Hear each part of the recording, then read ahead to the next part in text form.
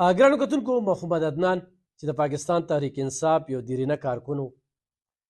د سوشل میډیا فعالو خپله اکټیویټي به د پارټۍ لپاره ډیره زیاته کوله په درېیمه پرورۍ باندې هغه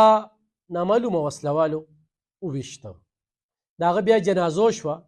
د جنازې وروستو یو شمېر ویډیوګانې مخې ته رالې چې په هغې کې MNA ملک انور تاج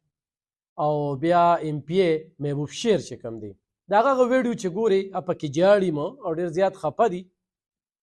او بیا دغه ځای کې نور داسې مشران د پارټۍ منتخب نمایندګان هغوی وایي چې یاره ریاست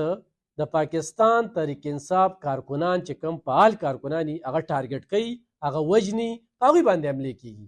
اوس سوال دا دی چې دغه درېیمه پرورۍ باندې خو دغه واقعه وشوله پاکستان تحریک انصاف په ریاست باندې تورونه مو لګول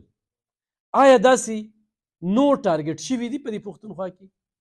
پکار ده چې د هغې هم لږ وضاحت وشي دویم دا چې په بله ورځ باندې د سټوډنټانو مظاهره وشوله او سټوډنټانو هم دا غوښتنه وکړه چې مري نو صرف پښتون مري ټارګټ کیږي نو صرف پښتون ټارګټ کیږي اوس دا د چارسدي په پولیس باندې یو ډېره لویه ذمواري ده اوس پولیس نه موږ دغه پوښتنه کوو چې دې کې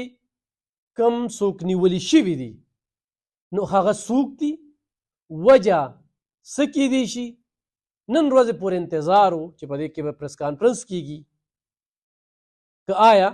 موږ د پاکستان تحریک انصاف د دغه مشرانو دغه خبرې ټیکو ګڼو چې هغوی وایي ریاست موږ ټارګټ کوي او موږ باندې ډزې کوي او موږ چې کوم دی نو د دې فعال کارکنانو نه موږ پې جړی هغه زموږ نه چې کوم دی نو سایټ ته کوي چونکې په دې پښتونخوا کې بدامني روانه ده د دې نه هم انکار نشته او په دغه بدامنۍ کې په ماضي کې چې موږ وګورو نو کم خلکه ټارګټ شوي دي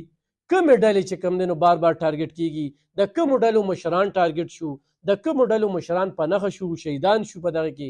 نو هغه یو ډېر لوی بیل سوال دی خو دا یو تازه د دوی یو بیانیه ده نو دا بیانیه به موږ منو په هغه حال کې چې پولیس دې کې دا څوک نیولي دي او د دې وضاحت وکړي چې دا کیس سو آیا دا ټارګټ کلینګ او که نه دا د دوی څه ذاتي رنجش نو انتظار کوو